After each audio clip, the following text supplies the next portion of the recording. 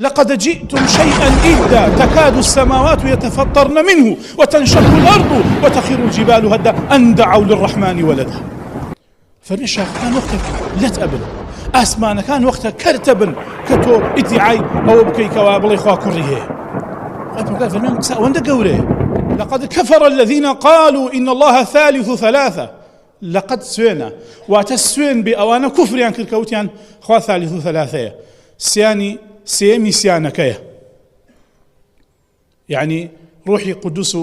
مريم عيسى. أما باسك أويا كتو بيروزبايل يبكي بشتيك تايبد من دي دينكيتي كحرامة كابلا بيوايا عيسى كري خوايا شون بيلم بيروز بي بلا دايقوني كركي خوا شون اشتوابي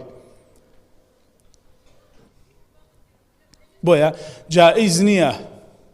بهيش يويا نبشداري بكري لآهنگی سری ساڵە نا پیرۆزبایی بکرێ بە بۆنەی ئاهەنگی سەری ساڵەوە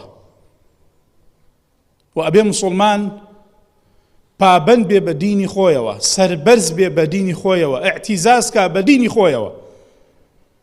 نابێ کاتی ئەڵێ موسڵمانم هەست بە لاوازی و سەرکەزی و سەرشۆڕی بکە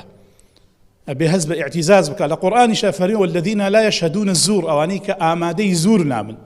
لمجاهد و کۆمەڵێک لە سەلەف هاتووە فەرمێ بریتیە لە بەشداریکردن لە جەژنەکانی کافرەکان جەژنێک جەژنی دینیان بێ حەڵاڵ نییە بۆت بەشداری تیا بکەی